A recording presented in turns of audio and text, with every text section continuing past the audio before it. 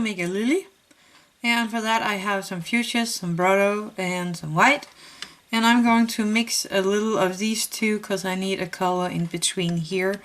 And I'm going to put these away and I'm going to mix that and then I will be back. That's a half and half mix I got here. And that's nice. I like the color. So I'm going to put the white away and the bordeaux away. So I have these two lighter ones. And I'm going to start with this one. Rolling it a little oblong here. Like that. And kind of shaping it into a teardrop, or what you call that pattern here, like this. And remember, it needs to be flat because we are building up a cane here, and the bigger you make this one, the more cane you get, so just remember that. So I'm having it almost right here. So I'm going to take my knife and cut it into two.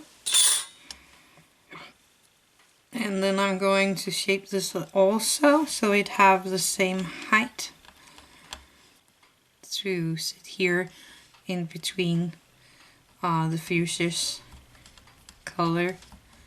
So I'm just going to make sure that it's sticking really nice together, and as you see it is visible in the ends here. That's how it should be. Trying to keep it in this oval shape a little. I'm going to take this dark color and I'm going to roll this into a thin snake. Something like this. Then I'm going to take this piece, and I have a picture at the side of me here so I can see what I'm doing. And I want this top piece here to be more long in it, something like that.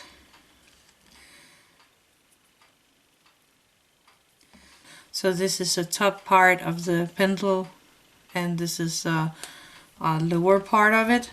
I'm going to take a needle tool and I'm just going to put it in there and making a hole. Taking a piece of my dark purple and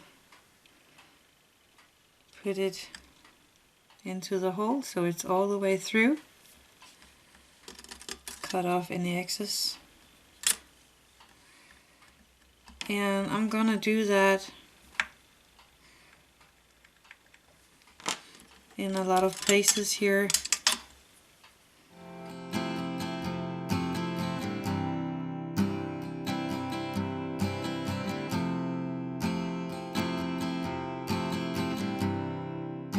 Okay, I put in a lot of these darker dots here in the clay and they are going all the way through and I like the result. I rolled out a piece of white clay and this is rolled out on a setting 3, but it's not that important.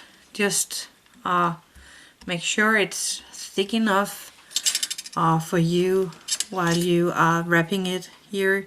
I'm just removing the ribbled edge here, and I'm going to cut off this piece here as well.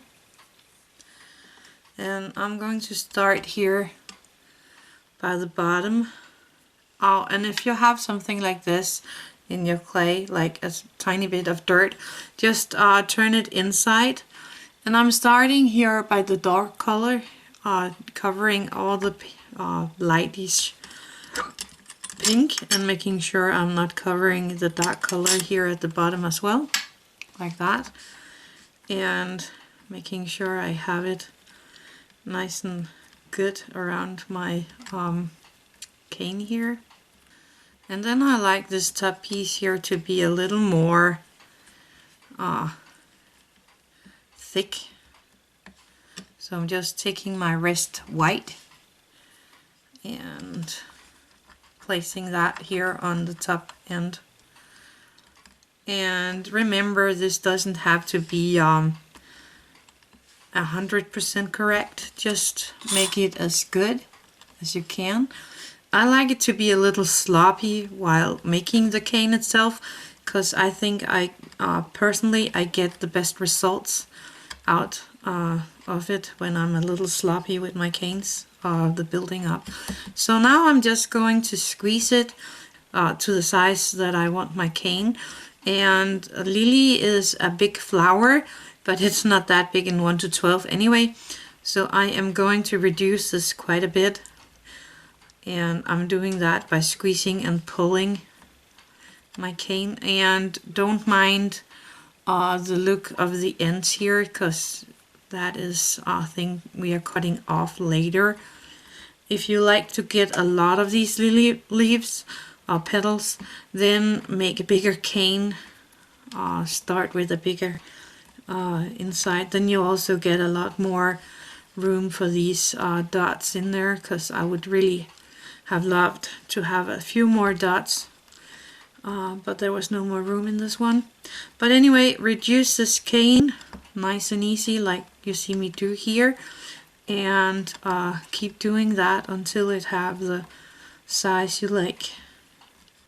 So I think I have it in the size I like, and I'm going to cut off this end piece just to make sure I like it.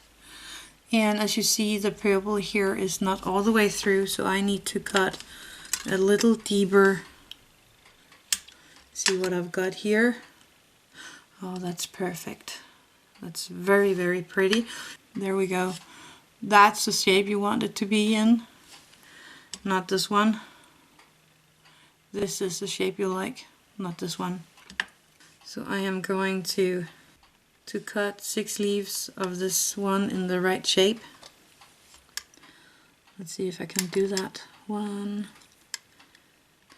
Make sure your clay is resting after caning, because that way you will get the better result. So I'm just going to make the flower by hand. First petal. I'm squeezing it a bit together on the middle to make it a little more alive, and then I'm taking the back end here of the leaf a little backwards. So I'm pinching the leaves a tiny bit together on the middle and making sure that they are like bending backwards.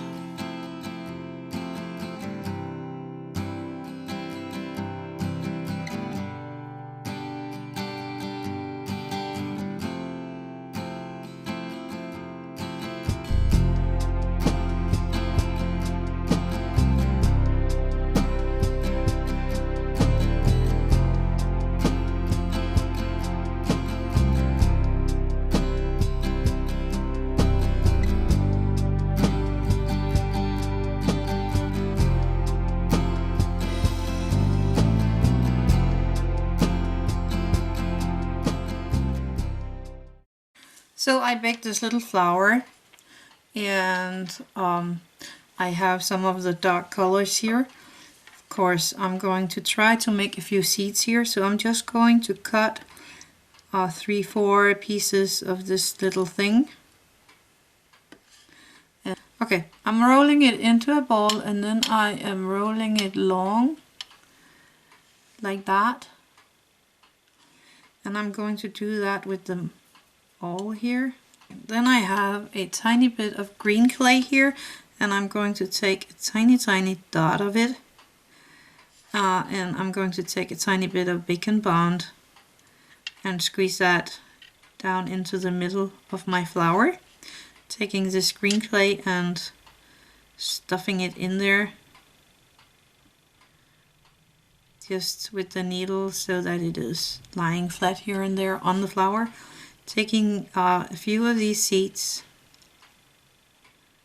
and placing them here in the middle of the flower like this. That's the way I think I can make it look the most real, because I don't know how to make those pins that these seeds normally sits on, so I'm trying to do it like that. And I kind of like that. And then I'm just going to bake it again, and that's all there is to this little flower. That's all there is to it. I hope you liked it. If you did, give it a thumbs up. And please do write comments if you have any ideas for how I can make the seeds even better, that would be awesome. But that's all there is to this little flower, so happy crafting!